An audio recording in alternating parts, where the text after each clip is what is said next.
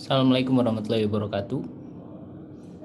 Bertemu lagi pada diskusi hari ini dan saya akan mencoba memaparkan konsep terkait analisis mengenai dampak lingkungan. Ini merupakan salah satu aspek dari studi kelayakan bisnis atau evaluasi proyek. Jadi Bapak Ibu yang ingin menggarap suatu proyek ataupun usaha, dampak lingkungan ini merupakan salah satu aspek yang harus dianalisis.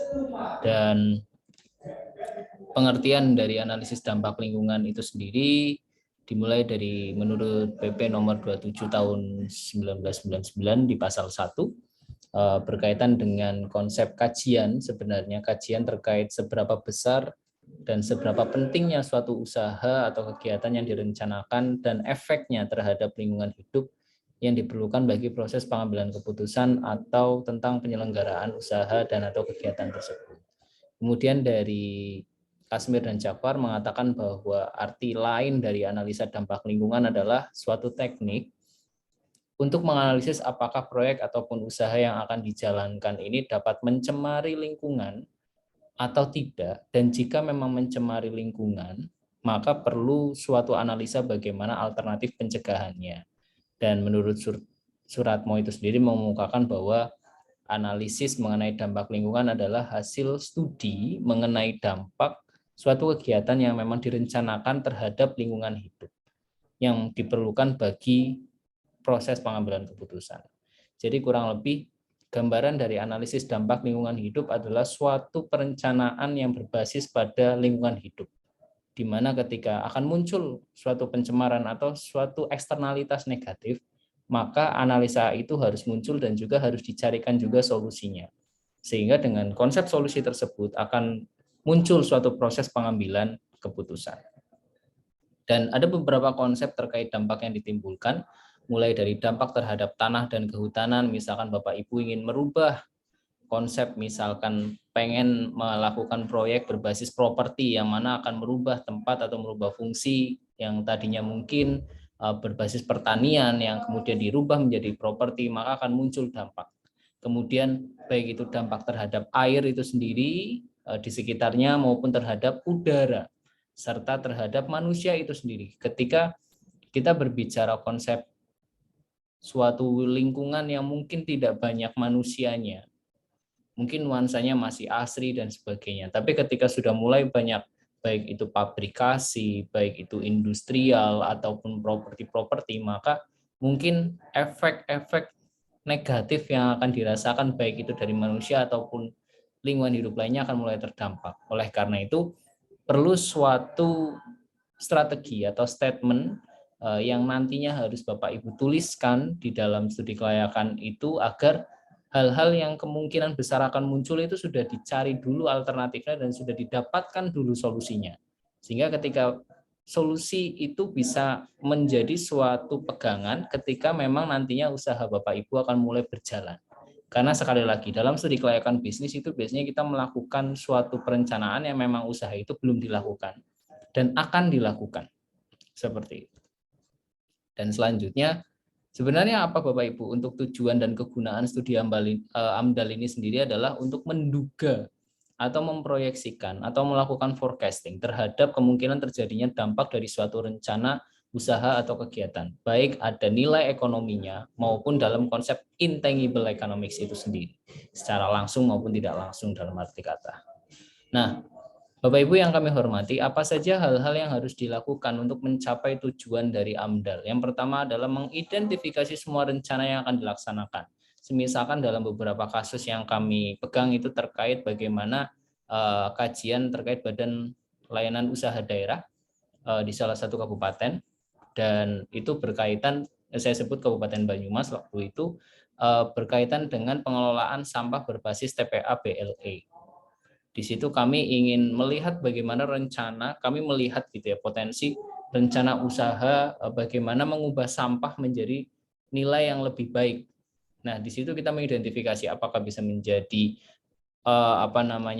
misalkan saja kemarin itu menjadi paving, kemudian menjadi genteng dan sebagainya. Nah, itu adalah salah satu identifikasi bagaimana analisa dampak lingkungan dari suatu proyek itu harapannya itu kan akan muncul gitu ya. Nah, yang muncul-muncul inilah yang kemudian kita minimalisir efek-efek positif negatifnya dan kemudian bisa dijadikan efek positif.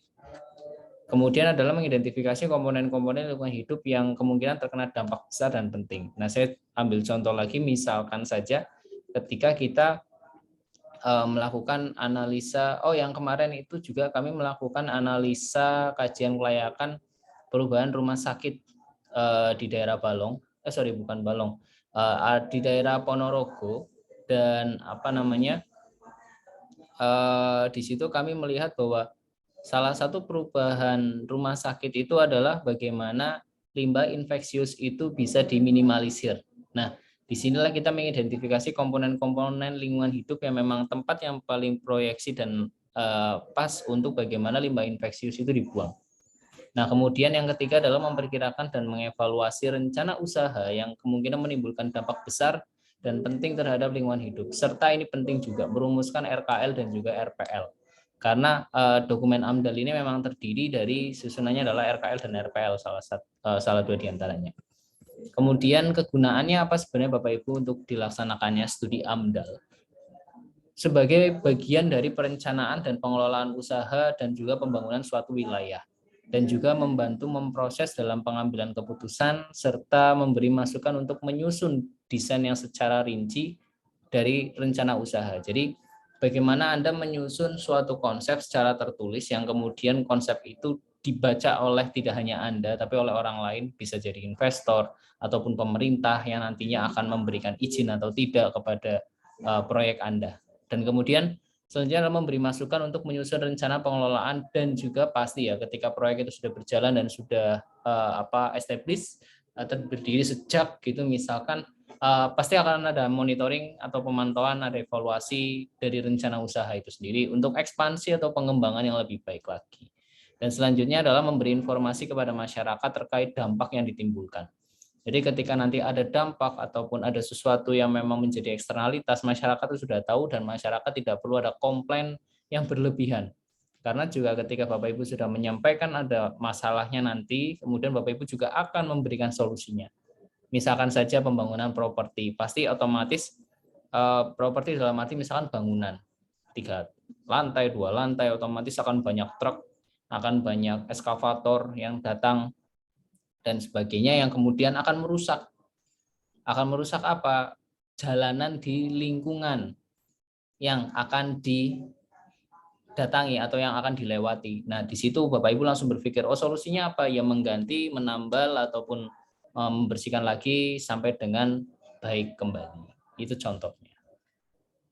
Menurut Suratmo dan Hussein memang membagi kegunaan dari AMDAL dari segi manfaat baik dari pemerintah itu sendiri. Kalau kita berbicara dari pemerintah, otomatis kan pemerintah akan semakin yakin terhadap proyeksi dari proyek atau studi kelayakan yang akan Anda jalankan. Kemudian bagi pemilik proyek akan semakin aman, semakin nyaman juga. Kemudian dari pemilik modal juga akan berpikir, oh ya, uang yang saya keluarkan ini memang sesuatu yang memang sifatnya efisien gitu loh. Kemudian kegunaan lainnya pasti bagi masyarakat juga lebih paham, dan bagi masyarakat yang memang memiliki pengaruh langsung terhadap proyek itu juga akan lebih tenang juga. Kemudian rona dari konsep lingkungan hidup memang merupakan kondisi lingkungan yang pada saat ini yaitu kondisi awal sebelum perencanaan dan pembangunan fisik dimulai. Jadi di sini kita bisa melihat ya bahwa ada beberapa bench atau layer sehingga ketika kita melakukan suatu perencanaan proyek, entah itu proyek galian atau proyek yang lain gitu ya, pasti harus memiliki suatu analisa bagaimana dan setelahnya. Bagaimana setelah ini dimulai dan bagaimana setelah ini selesai. Itu penting juga. Kemudian hal-hal yang perlu dicermati Bapak Ibu dalam konsep rona lingkungan adalah wilayah studi rencana usaha atau dari kegiatan itu. Kemudian kondisi dari konsep kualitatif maupun kuantitatif dari berbagai sumber daya alam yang ada di wilayah studi rencana usaha atau kegiatan baik yang sudah dan yang akan dimanfaatkan maupun yang akan berpotensi. Karena balik lagi, biasanya Bapak Ibu akan sudah memiliki potensi perencanaan. Ini arahnya mau kemana, setelah ini kemana, tahun pertama kemana, tahun kedua kemana, roadmap-nya biasanya akan sudah ada kalau berbicara terkait konsep studi kelayakan. ataupun evaluasi proyek. Dan bisa dikemukakan juga dalam peta atau sistem informasi geografis dengan konsep skala tertentu ataupun dengan diagram, gambar, grafik maupun foto. Nah, ini contoh ya komponen lingkungan hidup yang bisa ditelaah, misalkan dari fisik kimianya, fisiografi, hidrooseanografi ataupun ruang, tata kelolanya, lahan, kontur tanah, struktur tanah, kemudian dari iklim, kondisi kebisingannya bagaimana, kualitas udaranya bagaimana, dan sebagainya. Kemudian ini konsep dari biologi, mulai dari fauna, flora, dan juga sosial, baik taksiran keragaman fauna, kemudian taksiran penyebaran dan kepadatan populasi hewan, dari kehidupan hewan seperti perkembangbiakan, siklus, dan sebagainya. Apakah merusak peri kehidupan hewan ataukah tidak, kemudian dari flora, apakah menghilangkan ekosistem yang sudah terjadi di flora itu, misalkan hilang, bagaimana solusinya untuk tetap bisa memberikan konsep peri kehidupan hewan dan flora di area tersebut dan sebagainya. Serta dari konsep demografi, ekonomi, budaya, dan juga kesehatan masyarakat. Kemudian Bapak Ibu yang kami hormati, perakiraan dampak besar dan penting juga perlu dipertimbangkan, seperti perakiraan secara dampak usaha dan atau kegiatan pada saat prakonstruksi, kemudian ada konstruksi operasi, dan juga pasca operasi terhadap lingkungan hidup. Yang selanjutnya adalah dari penentuan arti penting perubahan lingkungan hidup yang diperkirakan bagi masyarakat di wilayah studi, baik itu rencana usaha maupun kegiatan yang memang mengacu pada pedoman penentuan dampak penting dan juga dampak besar. Dan setelah dilakukan telaah misalkan pada perakiraan secara dampak usaha, penentuan arti perubahan lingkungan, Bapak Ibu bisa mengambil analisa apakah memang proyek ini secara lingkungan layak ataupun tidak layak, seperti itu. Dan mengingat usaha masih berada pada tahapan gitu alternatif, karena kan kembali lagi ini kan bisa dikatakan komponen. Maka ketika misalkan layak, ambillah beberapa alternatif, misalkan tidak layak pun bisa diambil beberapa alternatif. Dan dalam melakukan analisa perkiraan, dampak penting yang digunakan ini bisa menggunakan metode yang secara konseptual, secara kuantitatif maupun secara kualitatif dan juga matematis. Evaluasi dampak besar dan penting biasanya telaah yang dimaksud adalah evaluasi yang dampak bersifat holistis yang secara total terhadap keragaman dampak besar dan juga penting bagi lingkungan hidup. Kemudian ada juga konsep telaah secara holistis yang memang mengalami konsep analisa secara mendasar, serta dampak besar dan penting yang akan menghasilkan evaluasi yang disajikan secara dampak, baik itu dampak besar dan penting yang harus dikelola itu sendiri. Dan telaah sebagai dasar dari pengelolaan, baik secara hubungan sebab akibat atau kausatif ya, juga melihat dari konsep dampak penting baik dari sisi positif maupun negatif. Serta Bapak Ibu juga biasanya perlu melihat dari kelompok masyarakat yang terkena dampak, menanyakan baik itu secara konsep kuesioner ataupun secara pertanyaan langsung atau wawancara langsung. Dan sebaran dampak itu bagaimana, baik itu secara lokal, nasional, ataupun regional, ataupun bahkan internasional.